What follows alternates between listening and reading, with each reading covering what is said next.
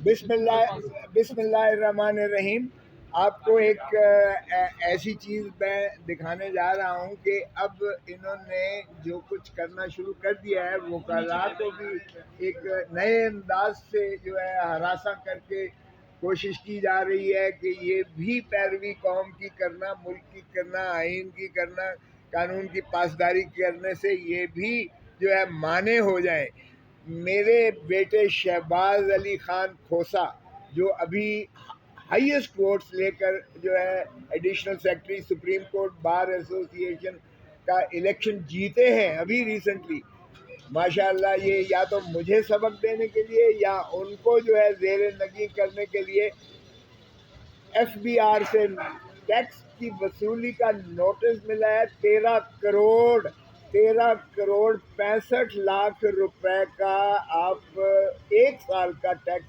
دیں، اور سارے بینکوں کو لکھ دیا گیا ہے کہ یہ 13 کروڑ 65 لاکھ روپیہ ان کے اکاؤنٹ سے یہ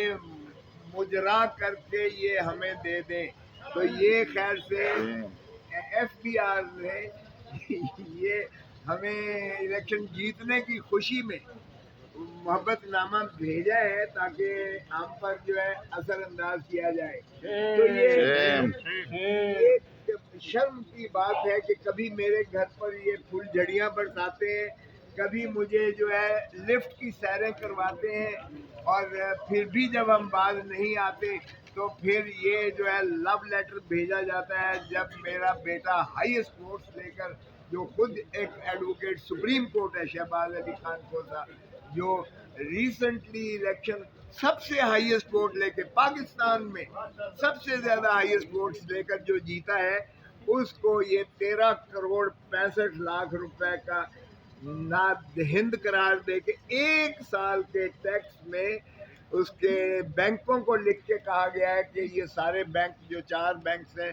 جن کے نام بھی لکھے ہوئے ہیں، اور ان کو بھیج دیا ہے کہ آپ یہ مجرا کر کے ان کے اکاؤنٹ سے پیسے دے دیں. یہ فریز کر دیا گیا ہے سارے اکاؤنٹس جو ہیں، اور اس کے بعد جو ہے ہماری ساری جائیدادوں پر کرکی اور ضبطی کے نوٹس یہ جاری ہوں گے. ایک سال کا کون سا وکیل ایک سال میں 13 کروڑ 65 لاکھ روپے کا کسی کا ٹیکس بنتا ہے؟ نہ آج تک کوئی نوٹس آیا ایسا ان کو، میرے بیٹے کو، اور نہ ہی کوئی ایسا تقاضا اور کیا گیا کہ کس ذائچے میں، کس زمرے میں کتنی اربوں روپے آپ کی ایک سال کی انکم تھی جس پر آپ نے یہ ٹیکس دینا ہے. تو یہ میرے خیال میں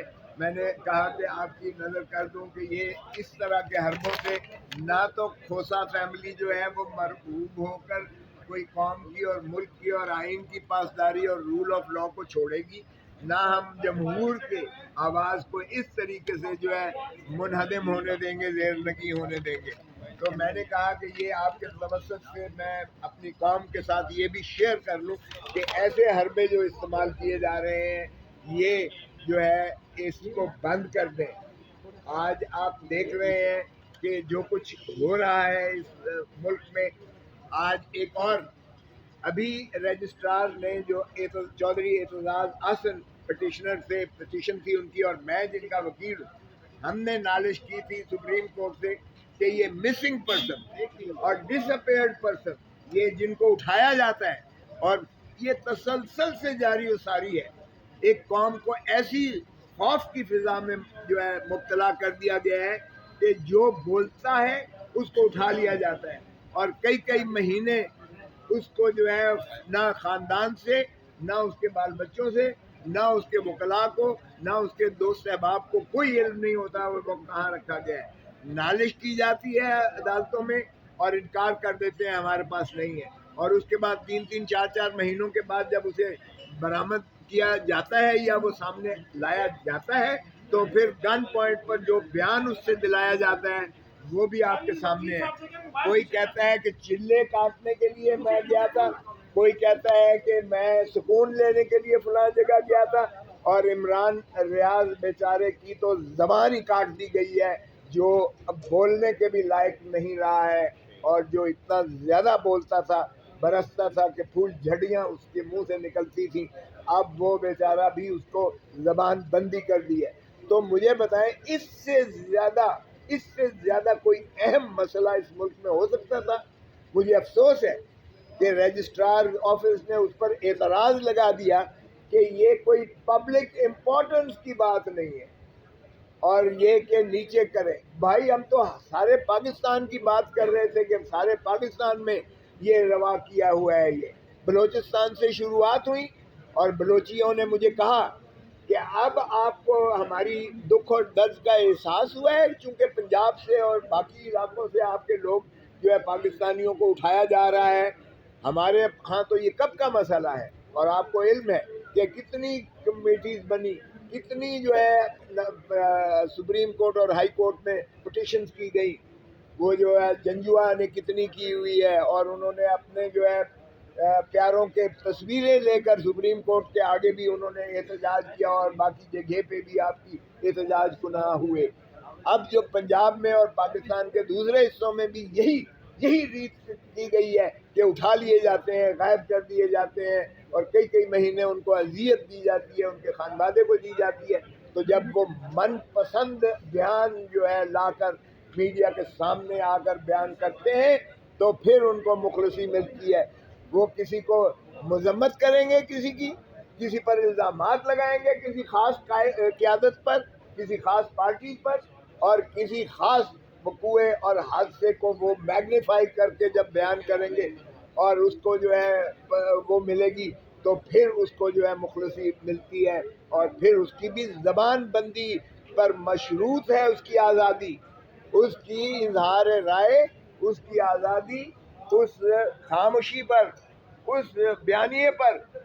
قائم رہ کر اس کی قیادت کرتے ہوئے تائید کرنے پر ہی اس کی آزادی جو ہے محیط ہے, اس کو جو ہے منحصر کر دیا جاتا ہے. تو اس سے بڑا پاکستان کا کیا المیہ ہو سکتا ہے؟ اور مجھے افسوس ہے کہ ہمارے اس دفتر نے وہ اعتراضات لگا کر واپس کی. آج ہم اس کو اپیل کر رہے ہیں اس کے خلاف. چودھری اعتزاز احسن پٹیشنر ہے اور میں اس کا وکیل ہوں. تو اس پر بھی میں نے کہا کہ آپ کو اور آپ کی توسط سے قوم کو یہ اعتماد میں لوں کہ ہم نے آپ کو جو ہے وکلاء نے, کالے کوٹ نے, جس نے تخیل پاکستان علامہ اقبال, جس کی تکمیل قائد اعظم محمد علی جناح نے, جس کا آئین پاکستان شہید ذوالفقار علی بھٹو, جو تینوں بیرسٹر سے وکیل تھے, ہم اسی کے تسلسل میں پاکستان کے بنیادی حقوق, پاکستان میں آئین کی پاسداری, پاکستان میں قانون کی جو ہے عملداری ہم یقیناً بنائیں گے. اور پاکستان کے عوام کے ساتھ ہم انشاءاللہ ان کے حقوق کی خاطر آخری وقت تک یہ جد و جہد کرتے رہیں گے. ہمیں یہ لو لیٹر اس طرح کے بھیجتے رہیں, بھلے ہمارے گھروں پر یہ حملے کرتے رہیں, ہمیں لفٹ کی سیریں کرواتے رہیں, ہم پھر بھی اپنی جان سے زیادہ ہم عوام کی جو ہے عزت اور مال اور جان کا اور ان کے آزادی اظہار اور آزادی افکار اور ان کی آزادی جو ہے ایسوسیشن اور ان کو پر ہم جو ہے اپنی جو ہے آرام اور آسائش کو قربان کرتے ہیں. اس لیے ہم یقین کراتے ہیں, باور کرواتے ہیں قوم کو اور ملک کو کہ ہم انشاءاللہ آپ کے حقوق کی جد و جہد آخری دم تک کرتے رہیں گے اور ان حربوں سے ہم انشاءاللہ مرعوب نہیں ہوں گے.